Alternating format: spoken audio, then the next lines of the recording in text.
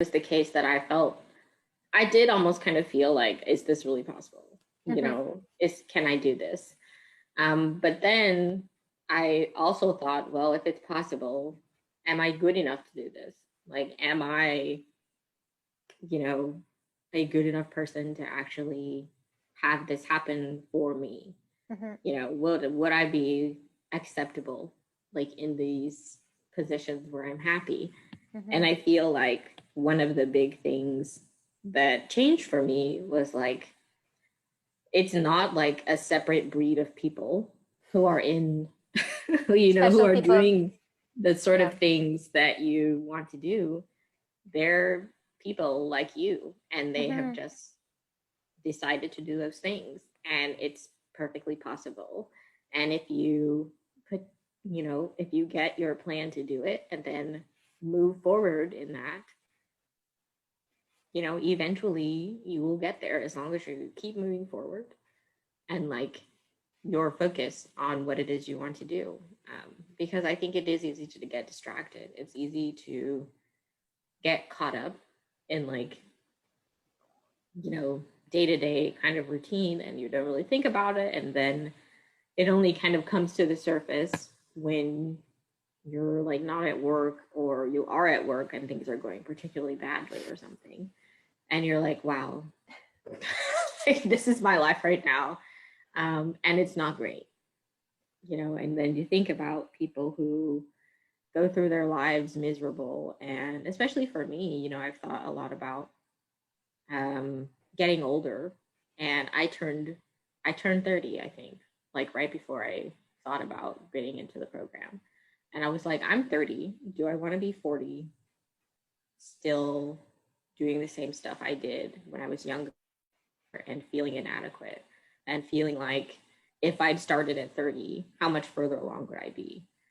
And I was like, well, I am 30, so I guess I better get to it. Better get started now, right? Because time won't slow down. Yes. If I can convince one introvert that networking is safe, and that it's okay, I feel like I would have gotten something out of the program myself. Yeah. Because I'm there with them, and I get it. I get that it's scary, and I don't, I am not sort of person who willingly goes out of their way to talk to strangers in their normal life. And I consider myself somebody with limited social energy. But I think if you can channel it in a way that's productive, and I do much better with like small, groups than I do with, talking to like big groups of people and stuff. And so the way that I thought about it was, in my mind, I was like, okay, it's just one other person. I can talk to one other person, right? I'm not thinking about the hundreds of people that are in my network all at the same time, because that makes me feel anxious. But I think that, this person is in a field that I'm interested in. They're probably also a nerd. Like, this is not, You're just networking with other nerds. There's nothing to be afraid of. This is not somebody who, like, is vastly different than me, and like I never would have been able to like talk to them in real life. This is probably also a person who likes the kind of stuff I like. And so they want to talk to me because I want to talk to people who like the kind of stuff that I like. So, it's never like, for me, it's not weird anymore. I thought networking was very weird. Yeah. And I was like, it's formal and it's like fake, right? Like it's this kind of weird, like stiff thing that you're like, oh, I'm not super happy to do this because it's fake. Don't be fake. You know what I mean? Like, no one wants you to be fake. And that's what I think makes for ineffective networking, is like when you try to present your fake self that you think people want, rather than like your weird, authentic personality. That's what works. And like, that's what has worked so well for me. Like, I feel like sometimes I give people weird compliments. I don't mean to do that. it just happens. And it's right? endearing. And then they laugh makes you and they're different like, and it makes you oh, stand out. and Yeah, then yeah, they, yeah. then they laugh and they're like, oh, thanks. I was thinking the same thing, but I didn't want to say it because it was weird. Like I didn't want to be weird. Like I called that woman off of my LinkedIn network on the phone, and I was like, thank you for talking to a stranger off the internet. And she was like, exactly. Cracking up. And I was like, I'm sorry, this is weird. And she's like, no, everything on the internet is kind of weird. Exactly. We're all in this weird world together. So it's okay. You're not the only one who thinks it's weird. Yes. And it was like a very kind of natural experience. Mm-hmm. And I think that that's the only way networking works for me, is if it's natural. Definitely. And if I come across as my normal self. And like you said, that's what's effective. People can always tell when you're trying to be fake. And it's so weird when people are fake and just trying to say, hi, I mean, you've seen these people, right? Hi, so-and-so, here's my resume. I would welcome any opportunity that you might have in your repertoire. Yeah. And you're like, okay. Like, who is this person? Who is this person? Are they a bot? That is huge. It's a big, almost identity personality shift. That's definitely something that I'm very grateful for. If nothing else, I feel like exposing me to the fact that this is okay and you can do this. Yeah. And it doesn't have to be such a big, internal deal. Pressure. Yeah, I'm the most surprised by that, probably.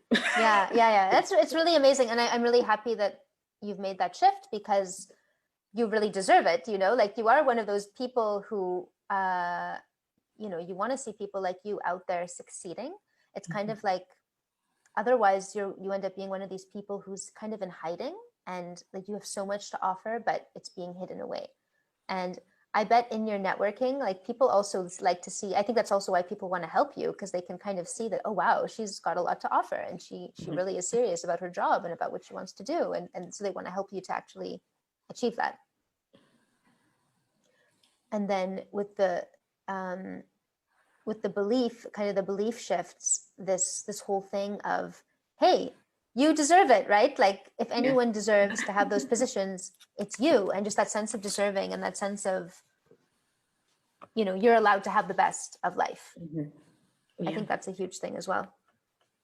I mean, definitely one of those things that I feel was not something that I had originally, and mm-hmm. It felt very strange to want that for myself. Yeah. And I feel it feels less of it doesn't feel like I'm being greedy, right? To ask that not only my job pay me, adequately, but also that I do something that is important to me. And I feel like if more people did that, people would probably be a lot happier with themselves. Oh, for sure.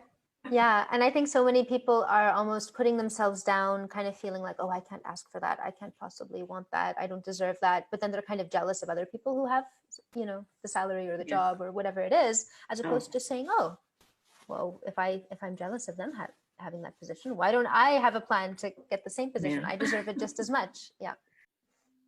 The networking for me has been so amazingly beneficial, even outside of looking for jobs.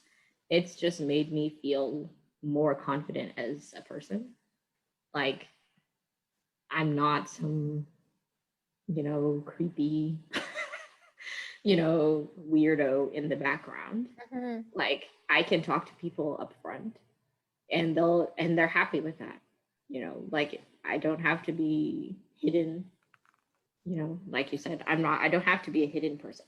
I can be somebody who enjoys what I do, and that comes across, and people are happy to work with me in the things that I enjoy. Mm-hmm. And I think that's the point. Yeah, you're allowed to be out there.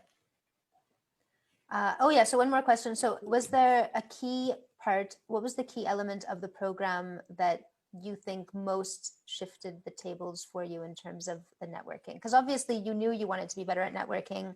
but there was something that was stopping you from going out and doing it yourself. And I know that in the program, there are a number of different components around that, but was there one that stood out the most that really shifted things for you? So I think weirdly enough, I think what helped me was having a script. And that's like the most, it's bizarre because that's it's like, we're talking about being authentic, but actually knowing how to say things is really helpful. Yeah. That maybe seems the most contrived, but the fact that I knew what to say first, right? And the branch, like reaching out and saying, hey, I hope things are going well with you. I don't know why, but the first thing, like the first communication is the hardest for me. It's always the hardest to know, like, what can I say? What can I say that will come across as like not too much, but also like effective and genuine. Yeah. And I feel like something as simple as saying, I hope things are going well with you, for some reason, mentally breaks the ice for me. And having like those follow-up scripts that are available and like just having like a bunch of them that you can kind of adjust as necessary, because I started with just saying whatever was in the script, right? And since you're on LinkedIn, it's easy to just like type it up and be like, hey, so-and-so, glad to, connect, blah, blah, things are going well with you, yada, yada, yada. When I started doing it more, there were things in people's profiles that I noticed that I was like, oh, that's cute. And then, so I would incorporate that into the script. And that increased my response rate. Like, people always say that, like, oh, my response rate was low. I reached out to these people and, only blah, blah, blah will respond. Every person that I have reached out to on LinkedIn, with either a script or a modified version of the script, especially the modified versions, once you kind of get comfortable with yourself, and also it becomes more like you once you modify it. Yes. I have not had a single person that I have like reached out to not respond. Wow. And I feel like, maybe it sounds braggy to say that like I have a 100% response rate, but I do. And it's very like validating to reach out to people and they at least say hey back and like add you. Yeah, it's incredible. Admittedly, I'm very particular about the people I reach out to. I don't just... You're not mass reaching out to everyone. Into the void. Yeah. I am looking for certain people in a particular field, and I feel like that helps because you already know what what sort of things they do because you're interested in that. So I would definitely say getting clear on what you're looking for, but then also having the script gave me that sense of confidence of like, okay, even if I completely blank, I can say something and I can carry on, right? At least until I get comfortable. Yeah. And after sort of that first, 3 or 4 people, I got really comfortable doing it. And like, I feel like if I met these people in real life, I would be like, hey, like we could talk because we talk for real. And it's very like real connections. Yeah. It's exciting. I can tell that you're like actually feeling excited about it. It's not just like, yep, I'm doing this thing, it's working. It's like, it like really works. Yay. Okay, please like put like #introverts, like #introverts. like please put it on this video, because when I tell you, like, I am the shyest person like in real life. And for me to be calling people on the internet, and like talking to them for real, sending out my resumes, making jokes with people, like jokes. It's crazy. I was totally flabbergasted. I would have paid just for that, like just to network, just for the networking. I would be like, yes, okay. Just for the courage to start calling people up. Yes, just to talk to people and be comfortable, because I was that person who was like, oh God, you know, I'm scared. I don't know how it's gonna go. Like people are scary, you know, Yeah, yeah, very yeah. stranger danger, Yeah, yeah. obsessed, very wallflowerish. And there's other weird people out there. And you just have to find your weird tribe, right? And then just be weird together. And that's okay because if you're having fun while you're being weird, isn't that the point to have fun? Like to enjoy it?